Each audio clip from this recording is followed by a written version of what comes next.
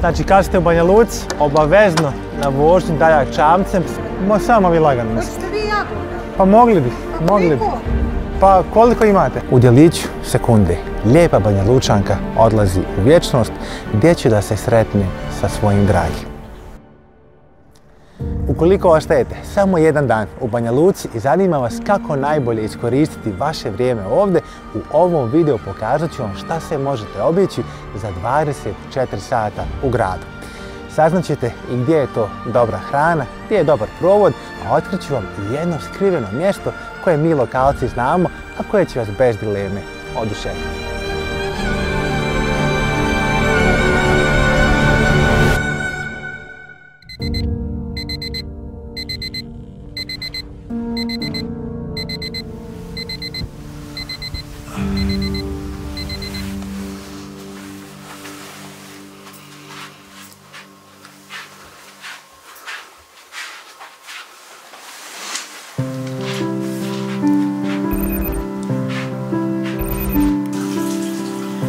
This world I see, it calls to me. I hear its voice, make my choice. Yesterday is swept away. Why don't we chase our dreams? In this moment we could be evermore. Kako volim kad nakon ovako dobrog doručka poranim u grad i kada na ulicama nema mnogo ljudi. A predlažem da naš obilazak centra grada ostavimo za nešto kasnije, a naš obilazak Banja Luke započnemo posjetom pravom prirodnom biseru grada. Naša priroda jedna je od stvari koje najviše volim ovdje, a da li ste znali da se u gradu nalazi i prava pravcata šuma gdje mi lokalci provodimo svoje vrijeme.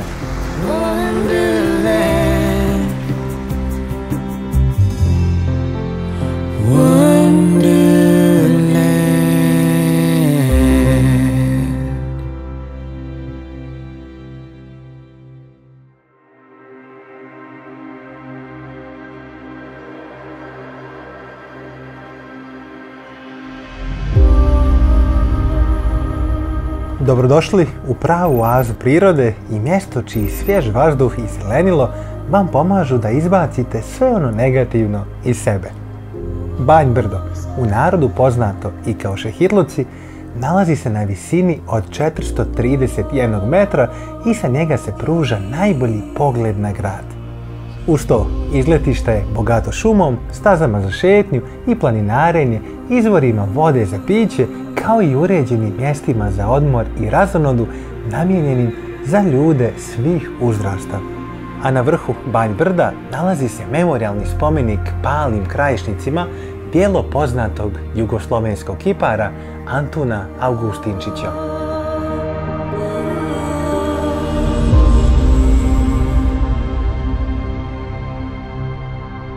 A ono što sam zaboravio spomenuti da pored prelijepe prirode Banja Luka poznata i po velikom broju teretana na otvorenom, a ovdje na Banj Brdu ih ima zaista mnogo.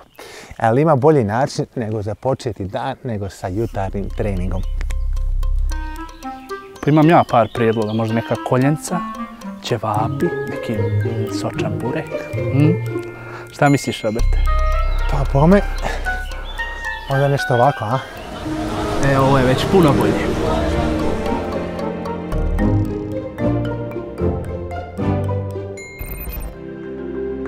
A jel se sjećate onog skrivenog mjesta sa početka priče? Pa ljudi, o ovom sam vam govorio. U centru grada nalaze se izvori za kupanje, topli tokom čitave godine, pa bez obzira da li dođete ovdje u ljeto ili zimu, moći ćete uživati na ovaj način, baš kao što i moj kamerman uživa sada.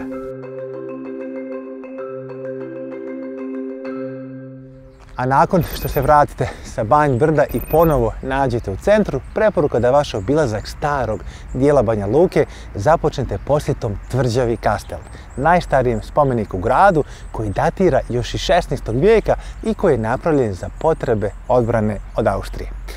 Na ovom mjestu je još u 3. vijeku bilo rimsko utvrđenje Castrum, a Kastel, pored svoje nevjerovatne istorije i ljepote, ali činjenice da se ovdje održavaju neki od najboljih koncerata i festivala, krije bez dileme i najzanimljiviju legendu grada.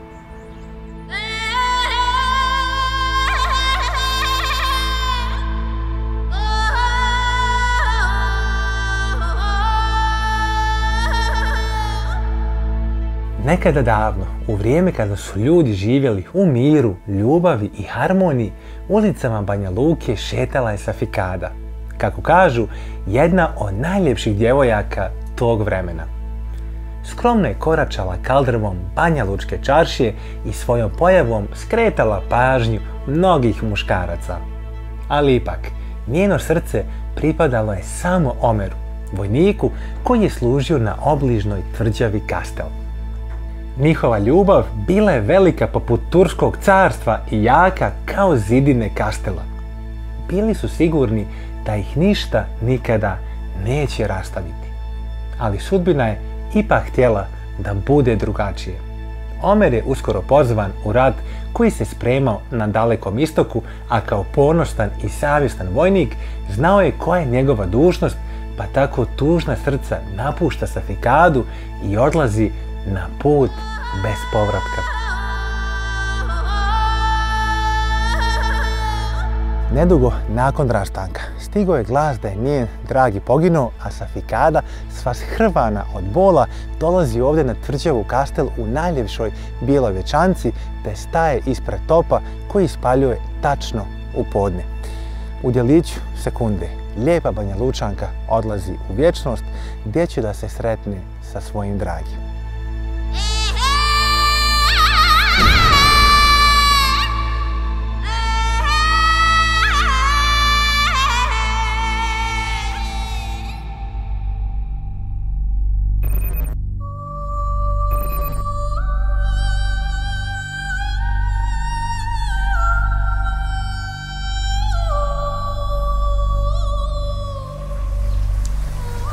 A odmah pored Kastela nalazi se još jedan od istorijski veoma bitnih objekata u gradu, džamija Ferhadija. Iako Banja Luka možda nije neki velik grad kada se poredi sa nekim svjetskim metropolama, ono čime se mnogo ponosimo je naša raznolikost. A da li ste znali da smo mi ovdje na ovim područjima skoro 500 godina bili pod Turcima koji su ostavili veliki utjecaj na našu kulturu, jezik, ali i na objekte koje danas imamo u gradu. Upravo tako je nastala i Ferhadija, najveća i najljepša džamija Banja Luke, koju je 1579. godine izgradio Ferhat Paša Sokolović. A dok smo ovdje, želim da vam ispričam još jednu legendu mog grada. Možda ćete sada pomisliti pa koliko legendi ovi ljudi imaju, ali ove dvije su nam jako bitne i vrijedi ih znati. Naime, priča kaže da je jednoga dana Ferhat Paša za vrijeme gradnje džamije Ferhadije došao da obiđe radnike koji su izvršavali posljednje radove na džamiji. Oduševljen onim što je vidio, odluči tada da ne dozvoli da se nešto ovako lijepo ikada ponovo napravi, te naredi da ubiju trojicu neimara koji su gradili džamiju. On ih zatvori na vrh džamije i reče im da će ih pogubiti za 3 dana, a radnici istoga trenutka počeše da traže izlaz. Tražili su i tražili 3 dana bez prestanka. A pri kraj 3. dana dosjetiše se da od preostalog materijala sebi naprave krila i da sa njima skoče sa vrha džamije.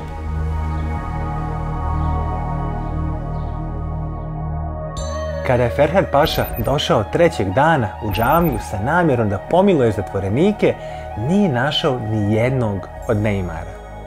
Sva trojica poletješe sa vrha i padoše na 3 različite strane Banja Luke, a po njima naselja u mom gradu danas nose imena.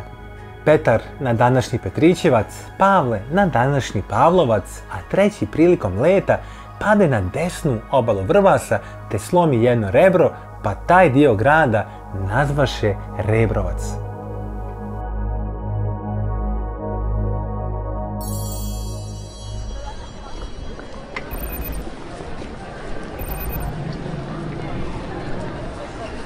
A nakon posjete džamiji Ferhadiji, evo nas sada i u Gospodskoj ulici, najljepšoj ulici u gradu, prepunoj raznih prodavnica i odličnom mjestu za šoping.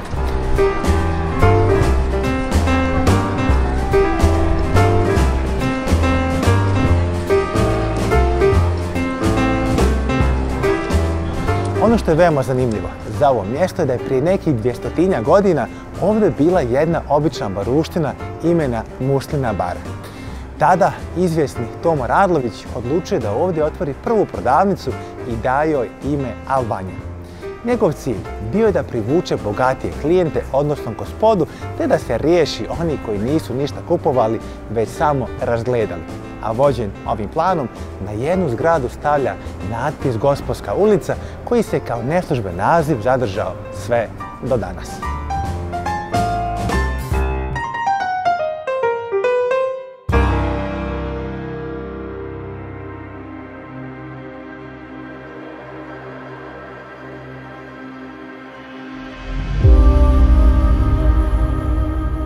A odmah na kraju Gospodske ulice doći ćete i do još jednog impozantnog spomenika našeg grada. Kao najveći pravoslavni grad u Bosni i Hercegovini, Banja Luka se može pohvaliti sa nekoliko zaista lijepih crkvi i hramova, a hram Hrista Spasitelja najveći je, a vjerovatno i najljepši hram koji imamo.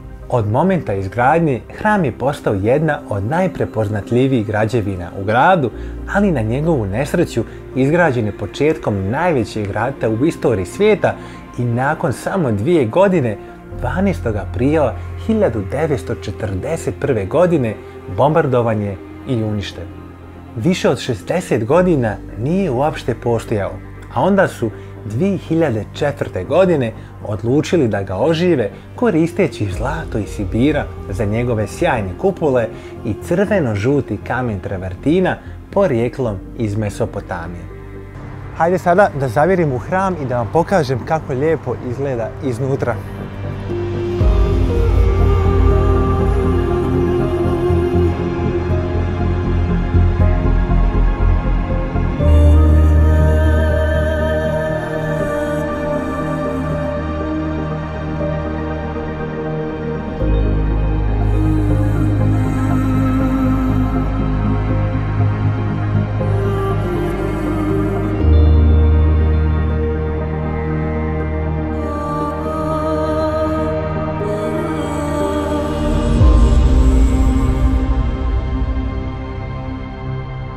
Odlična stvar Banja Luke je što ovdje na samo jednom mjestu kod hrama možemo da vidimo nekoliko zaista zanimljivih turističkih atrakcija grada. Odmah iza mene vidimo Banski dvor, centar kulture u gradu i mjesto gdje ćete bez dileme vidjeti najbolje izložbe i koncerte koje imamo.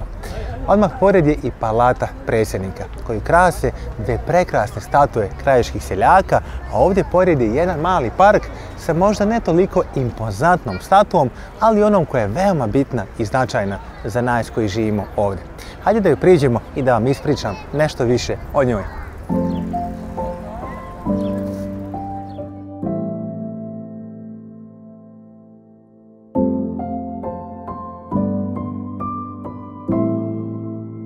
Svetislav Tisa Milosavljević bio je prvi ban Vrbarske Banovine, a u Banja Luku je došao na Mitrovdan 8. novembra 1929. godine i u veoma kratkom vremenskom roku u potpunosti preporodio naš grad. Čini mi se da je gotovo nemoguće pobrojati sve stvari koje je napravio ili kojih je barem bio dio, ali rekao bih da je gotovo sve što sada vidiš oko nas bila upravo njegova zasluga.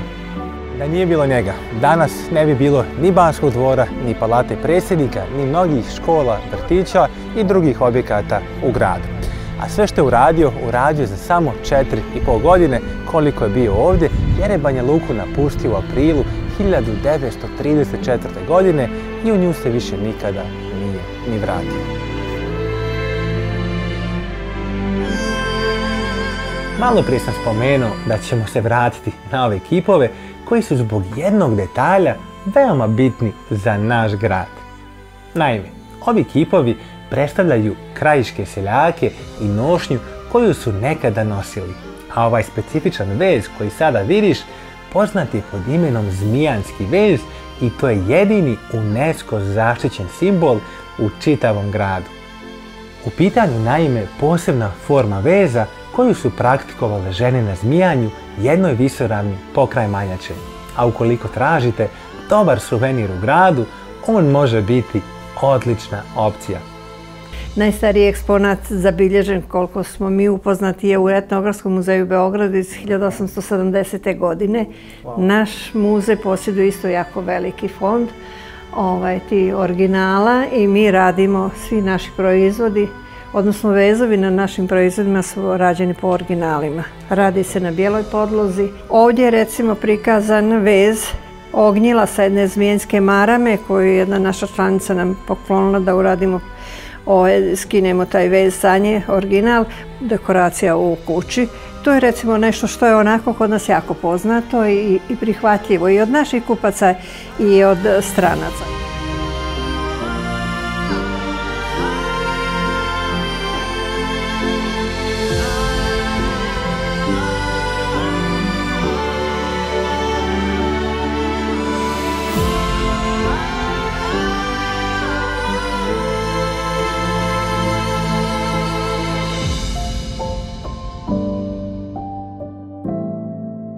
Kada govorimo o istoriji i kulturi u gradu, moram svakako spomenuti i Narodno pozorište Republike Srpske koje je od velikog značaja za ovaj grad jer donosi inspirativni duh kulture i umjetnosti sa svakom novom predstavom i postavom glumaca.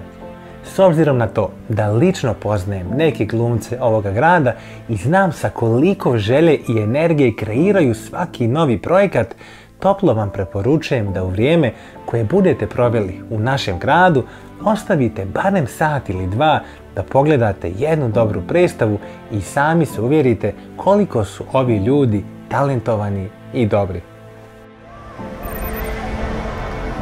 Mislim da je bilo dosta ture za sad, jer evo već uveliko prošlo podne, te predlažem da odemo na jednu kafu, sjednemo negdje u baštu i uživamo u ovom suncu. Ali dok ja čekam mog drugara da vam ispričam nešto više o ovom satu kojeg sada vidite iza mene. Naime, 27. oktobra 1969. godine u 9 časova i 11 minuta jedan snažan zemljotres jačine čak 6 stepeni po Richteru zadesio je Banja Luku. Stradalo je čak 15 ljudi, a uništeno nekoliko stotina objekata u gradu, a šteta koja se desila bila je neprocjenjiva. Stoga ovaj sat danas stoji ovdje kao znak sjećanja na ono što se desilo, a i kao glavno mjesto okupljanja nas lokalaca. Gdje si, brate? Gdje si, šta ima? Ćemo na kafu neku? Idemo. Ajmo na kafu.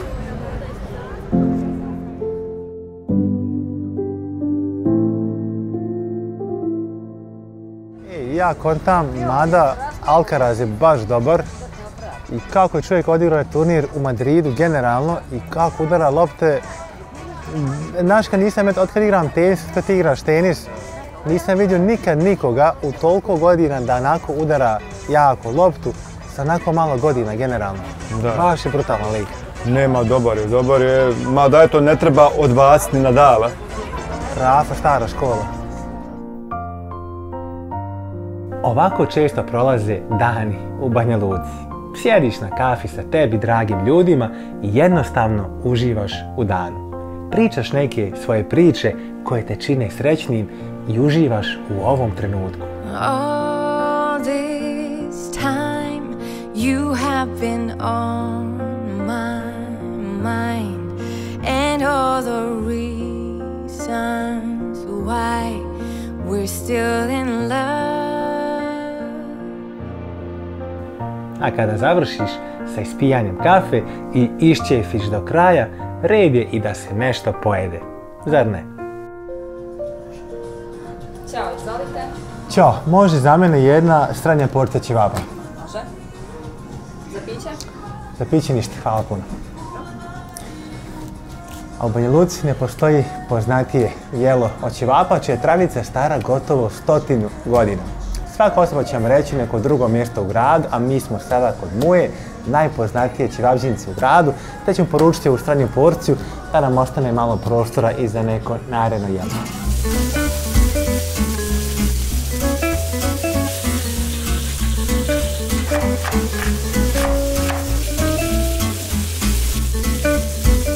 A evo dok čekamo klopu, našli smo jednu staru knjigu o Banja Luci iz 50. godina i pogledajte kako je grad nekada izgledao. Za ljudi koji nisu iz Banja Luke, bit će vam vrlo interesantno prelistati ovo jer neki dijelovi, nažalost, nakon zemljotresa više nisu tu, ali zaista je lijepo posjetiti se kako je grad nekada izgledao.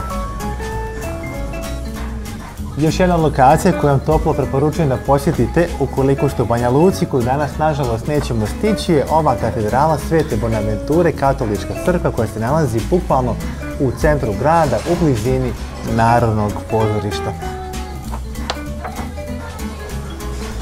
Hvala puno.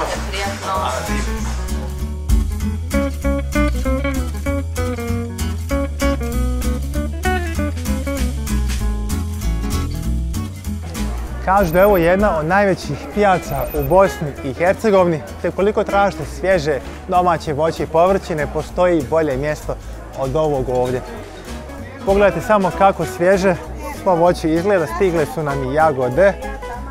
Hoćemo jagode neke? Mogli bismo jagode. Ali dok se teta prvo ispriča, tako da ovako stvari idu kod nas. Prvo lagano priča, tek onda posao. Samo vi lagano. Hoćete vi jagoda? Pa mogli bi. Pa koliko imate? Može kila jagoda? Može. Hvala puno. Kupili smo jagode.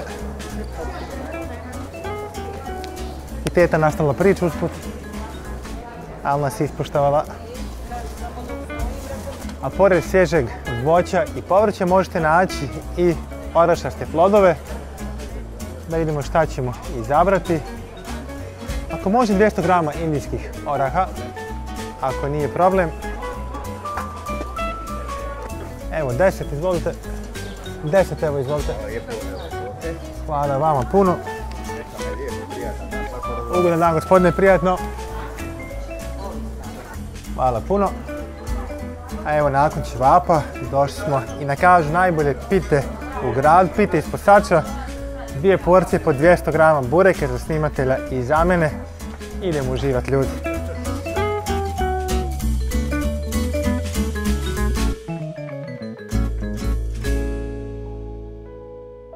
Ovako siti i punih stomaka, naš obilazak Banja Luke nastavit ćemo na Vrbasu. Jer sada hoću da vam pokažem možda i najautentičniju atrakciju grada, a to je Dajak čamac. Koliki je njegov značaj? Najbolje govori podatak da je Dajak star koliko i sama Banja Luka i da je u vrijeme dok u gradu još uvijek nisu postojali mostovi služio kao jedino sredstvo za prelazak sa jedne na drugu stranu Vrbasa. Ono što karakteriše Dajak jeste njegov neobičan oblik, dužina nešto veća od 7 metara, ali činjenica da se u njemu ne vesla, nego se koristi motka za odgurivanje koja se naziva Dajak, po kojoj i sam čamac dobio ime. To je najviše iz razloga što Vrbas nije duboka rijeka u svom većem dijelu, te bi korištenje vesla vjerovatno samo otežavalo plovidbu. Znači kad ste u Banja Luci, obavezno na vožnju Dajak čamcem, sat vremena košta oko 20 maraka, ali je bez dileme savršen način da upoznate moj grad.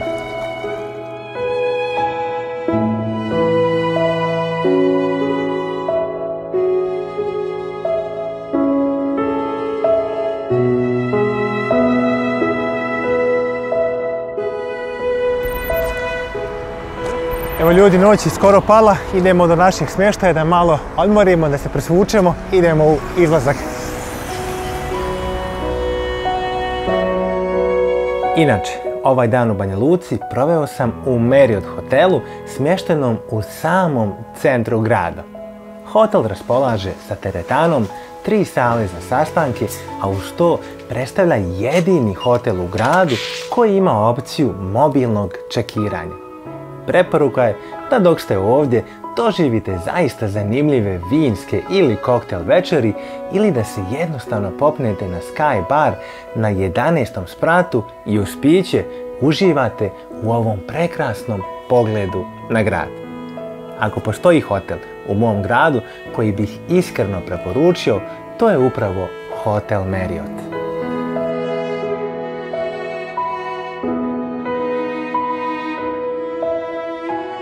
Posjetiti Banja Luku, a ne doživjeti njen noćni život bio bi ljudi pravi grijeh, a u narednim sekundama pokazat ću vam kako večeri ovdje izgledaju i šta vas očekuje kada dođete da nas posjetite.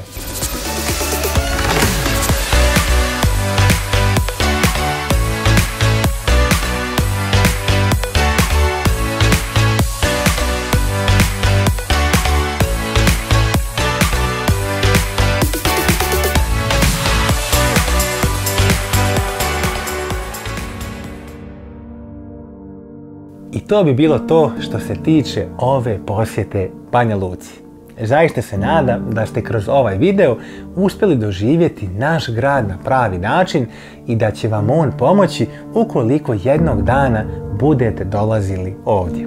Čini mi se da smo u ova 24 sata obišli toliko toga i ne sjećam se kada mi je dan bio ovako sadržajan, iako se radi o mom gradu i stvarima koje su mi veoma poznate.